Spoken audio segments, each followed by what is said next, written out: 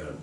All right, go ahead. Why don't we start off, and my hand should not, you don't have Okay, to hold that. all My right. hand's not in there, No, is it's not. it? Okay. Once again, how did you know Red Skelton? As I read, and I both sold papers down on Main Street, him at 5th and Main, me on 4th and Main. And we used to go over to Sun, that was over on Bussern Street, and we'd have to wait there 5 minutes to an hour to get papers. We'd put down 20 cents and get 10 papers, sell them for 3 cents a piece, and we made a penny a piece. But then we'd horse around like kids do at that age and talk and so forth. But Red was no more than an ordinary boy. I mean, I think most of his time was spent at home, really, because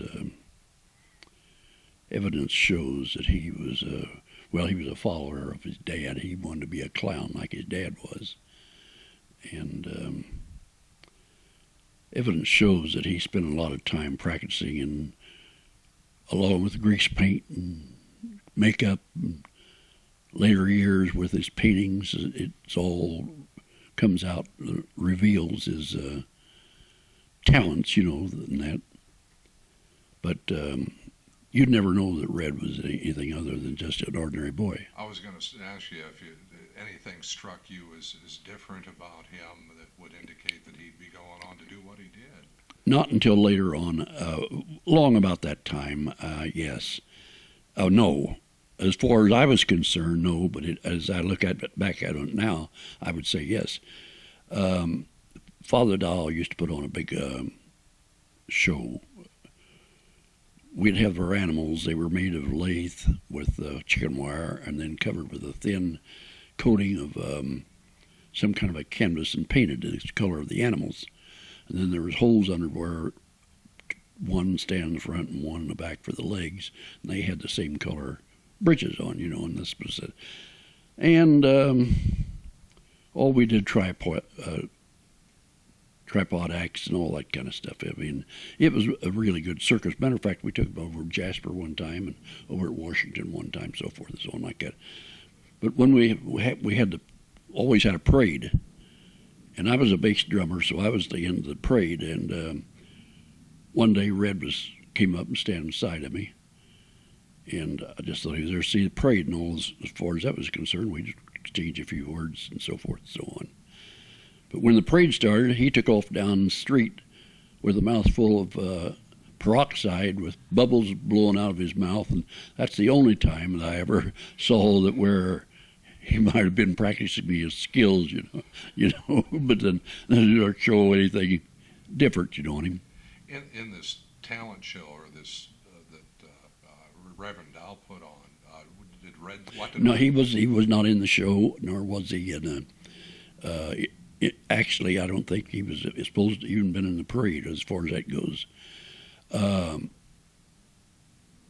It was strictly a cathedral, a G-bolt deal, and it's a strange thing. It's how things has moved along in the years.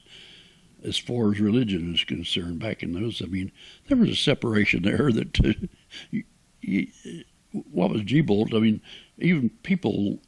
Well, they didn't even play basketball against each other, They had their own tournaments and the Catholic schools and all like that, and the Protestant schools had theirs. But then, it's all changed. Everything's changed since back in those days. But Red was Catholic? No. He was from the north side. We were south side.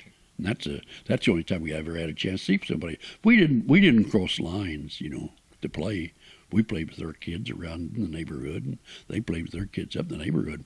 That's why the only time I ever knew Red was, as I say, at the paper office and things like that. Okay. But as far as a reputation, good or bad,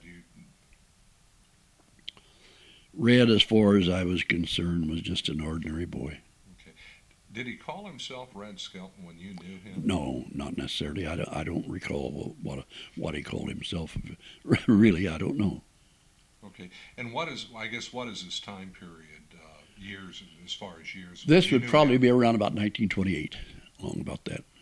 And how old would you have been 14, and he'd have been 15. So what school did you go to? I went to G-Bolt. Well, I dropped out of the second year of high school when I got in a fuss with the teacher there and went over to Lincoln after that. Okay. Where did Red go to school at that time? Do you know?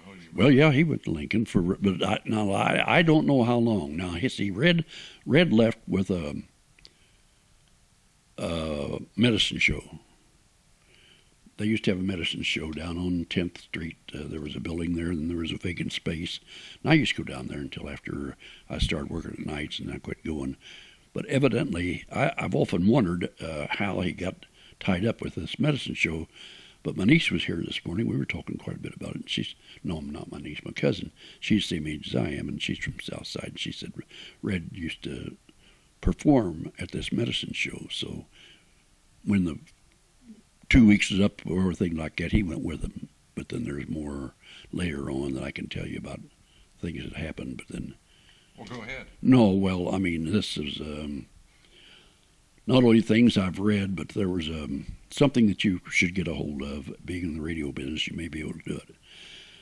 Sometime about 12 or 15 years ago, Paul Harvey made a documentary with, this is the rest of the story. The minute he started off, I knew I knew who it was.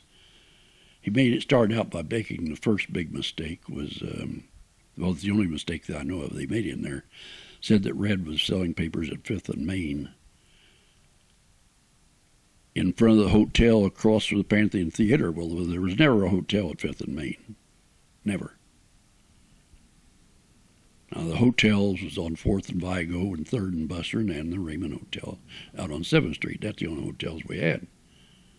But nevertheless, I mean, that's what it was. But there he met Ed Wynn coming out of the theater, and he conversed with Ed on how about getting into business and things like that. This was part of it. And then he goes into him leaving them with the medicine show and things like that. But he goes on to tell about Red, when he got to New York, some agent found him, discovered him. And this agent bought all the books on comedy that he could find, on dialogue mainly. You see, Red was a master of the oldest form of comedy there is. Clowning. See, the clowns and the court jesters and all that kind of stuff, see. He was unique. His dad was a clown, and that's what he wanted to be. And from there on, he went there. There must have been a void in there somewhere around about 7 years that you never heard of Red, because I think probably must have been about 17 when he left here, something like that. Because he would have graduated in 31, about 18, but he graduated after he got to Hollywood, matter of fact. And when he started getting notices from the theaters and things like that, and he just went from there. And I'm sure that during that time he honed his skills through this agent and so forth like that. And of course, he got him some probably pretty good stage show stuff like that, so he could. But at the end of this show, at the end of this documentary, they said that this documentary was available to anybody who wanted to write. So when I came back here, I tried to get it. I called a radio station, and they gave me their address, or his address, and I wrote there, and I never did hear from him. But you'd be in a much better position to get hold of that documentary, and it's worth having because regardless of what others said, I followed Red's. Another thing in there that did I talk to you? Things that she said she didn't know, that Red married a girl, an usherette from Kansas City. Her name was Edna, and they divorced, and she stayed on as his business manager. Now, for how long, I don't know, but Red probably was pretty kicking up his heels pretty good by that time, because he was getting all kind of press releases, and I think maybe that was just about the time TV was coming in, something like that, you know.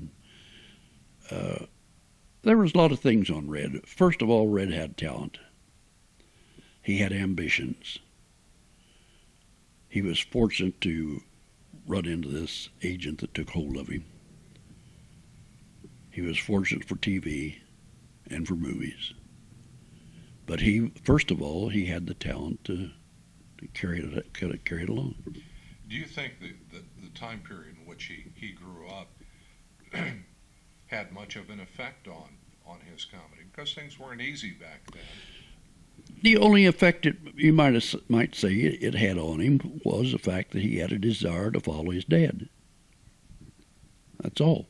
And the fact that there was no recreation really to speak of. I think he must have spent a heck of a lot of time at home practicing out of the books or out of his dad mimicking, so forth and on like that.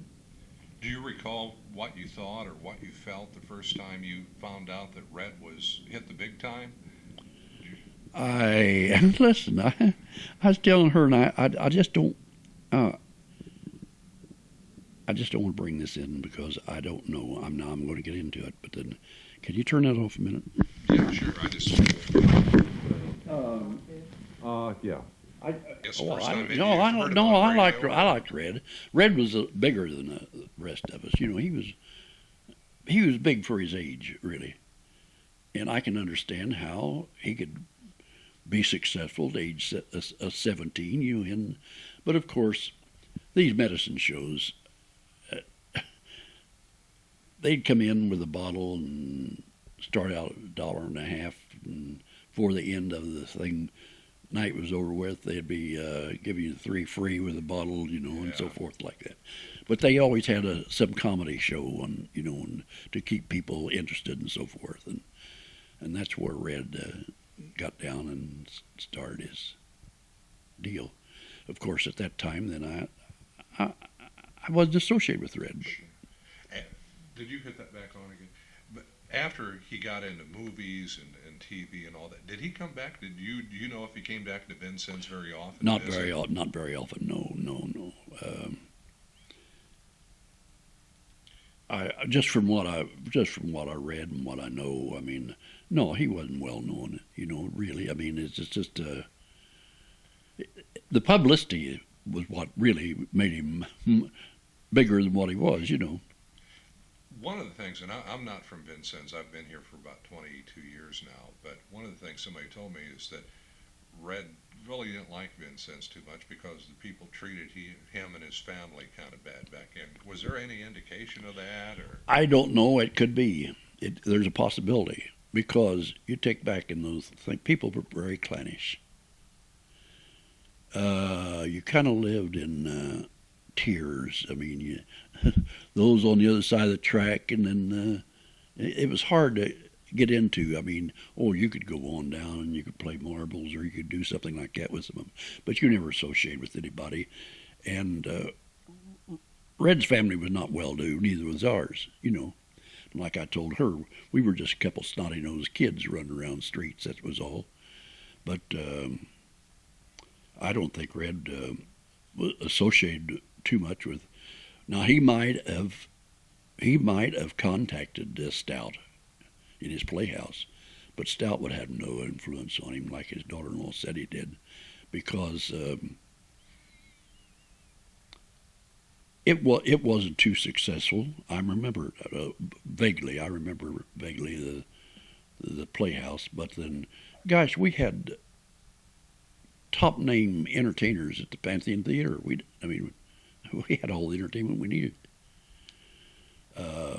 Big time shows. I mean, big time bands, Ned Wynn, people like that, you know.